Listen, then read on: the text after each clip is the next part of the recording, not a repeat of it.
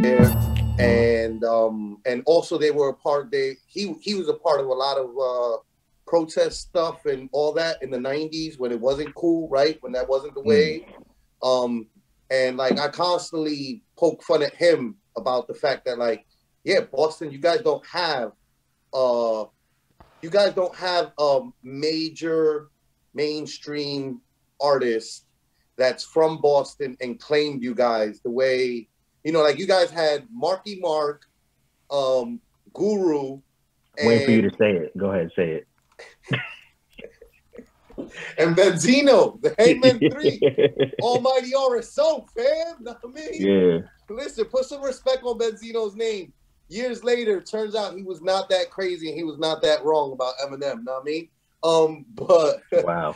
but I'm just saying, like honestly, right? All those names, much respect due to them, right? But I don't think that anybody in Boston is like dying to like Guru's probably the only name that Boston would claim proudly, right? But it's also one of those things where like it's not like Guru really did a lot of like shouting out to Boston, claiming Boston in his records, just heavy entrenching Boston in his sound. So Boston definitely, and Massachusetts as a whole, right? Like because of that, doesn't have that. Right. It's crazy because we have people, you know what I'm saying? We have the ST squad, like terminology.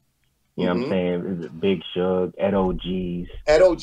We got Joyner Lucas. You know what I mean? So we have people from Feel free to not Massachusetts. claim Jonah. What'd you say? Feel free to not claim Joey. yo, want to know what's crazy? I know a lot of people felt either way about Joyner, but like, the Will Smith shit was ill. Nah, everything that he's doing is ill. Like I gotta give him respect. Yeah. Like for as much as I don't like taste wise musically, for as much as I'm not a fan of like Hobson, Joyner, Logic, Russ, guys in their lane, like I also wouldn't ever disrespect them. Like they're at the position that they're at because they earned it and they worked hard for it. And they're not trash. If they were trash, they wouldn't be in the positions that they're in. And we're in a different era anyway. These rappers seem to be coming out of everywhere in the world. You know what I'm saying? Where's your boy Jack Harlow? He's from like Kansas or some shit like that. Yeah. You know what I mean? Like now everybody's coming from everywhere. We got rappers from Australia and shit. So hopefully it is what it is. But Boston got all these sports championships, so we're gonna wear it proud and we're gonna talk our shit. You know what I'm saying? Facts. I already know. That's what's up though. So Lowell is not far from Boston. Fair. I do want to bring it back though, because we gotta explore more of your young days, because it's what builds the foundation for all the shit in your life. Were you reading a lot when you were young? Yeah, I used to read a lot. I had a family that would give me $1 for reading a book. You know what I mean? And then yeah, I get $1 for reading a book, and then when the books got bigger, I get 5. And then when I started reading too much, it was like, all right, chill. That's hilarious, but I encourage that. That's a great idea. I was always that kid. I was always that kid that read books and then messed around and read the instruction manual to every damn electronic and all that other shit. You know what I mean? Like, so I'm definitely I like to read. Now I like to read more on the internet than I do open actual books and listen to audio books. But yeah, I'm definitely a reader. So were you a drawer back in the day? Yeah, I actually was. I'm not good at just like freehand and shit, like off the top, but like I could look at almost anything. Like I used to remember them Game Pro and Electronic Gaming Monthly magazines and Nintendo Power and all that. I used to just open up the pages and draw anything in there. You know what I mean? I could mimic any drawing I saw, so I couldn't make up my own. I used to do the same thing. I used to draw the X-Men cards that you would collect. Shit. And I would just draw the like small ass images, like big. Yo, this is ill. I never get any of these questions, but you're making me think about some shit that I haven't thought about in years. That's the goal. That's why, not for nothing, to interrupt you, Holden, right? Sorry, purposely to interrupt you. That's where like this all kind of was born from, bro. Like I did an album, and the guy that mixed the album was from Montreal, Canada, right? Shut up, Merker. And shouts to Merker Studios. And so Merker, he's just the type of guy that doesn't usually share all the stuff that he works on. He rarely shares stuff that he works on. But he shared our project, the Liddy Bros thing.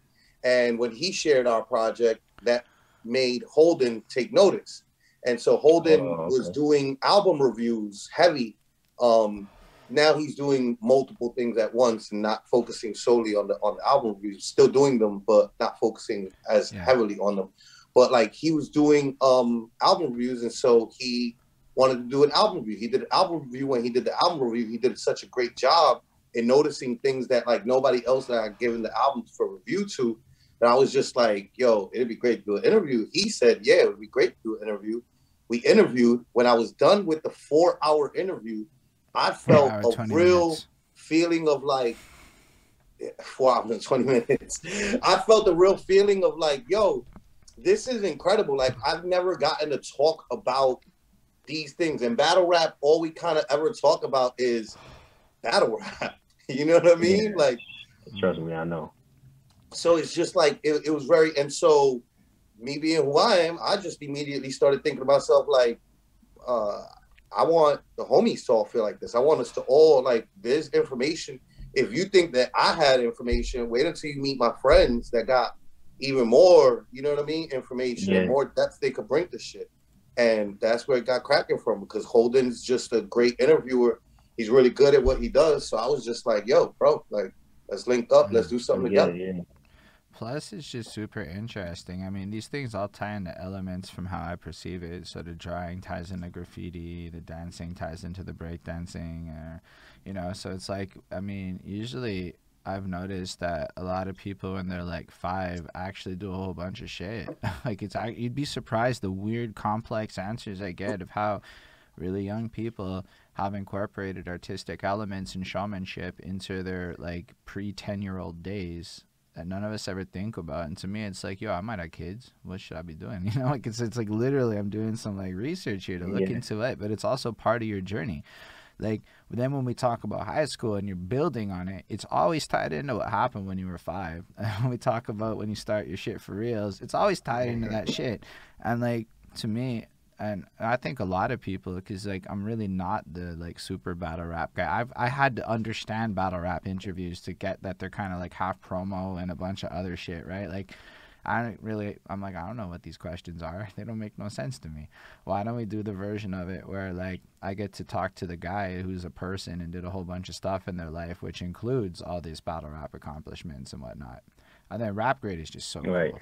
That's just so cool to me. Like how that can't like. That's like to me at least, that's like the super like amazing. Not to say Grind Time's not like super impressive and cool, but I mean all of it is. It's just about like we all empathize with different things differently. All of it is. Yeah. So like it's very impressive career. Yeah, like so just to like also go back to that and okay, so you can draw like Marvel characters with like on top of it all. It's like that's dope, man. That just makes you a bigger legend. On top of reading wild books because he was getting paid for it, which I'm not mad at. Literally, nobody said that in my life. I told a story on here about I would have to read the Encyclopedia Britannica when I would get on punishment, which was my entire childhood. My dad was like, if you want a Game Boy or a Nintendo 64, you're gonna have to read your way to it $1 at a time. Like, oh my God. Yo, but like if you think about it, that's but you know what? So like, smart. For as much as like back then we might have looked at it, my fault. No, as much as we might have looked at it like, fuck, what is this? Like blessings to our parents for getting us to read. You know what I mean? Like that. I'm pretty sure you also went to school and weren't embarrassed to read in front of the class. Thanks to shit like that. You know? Shit like that. But no, I think it's dope just to go through it. So my next question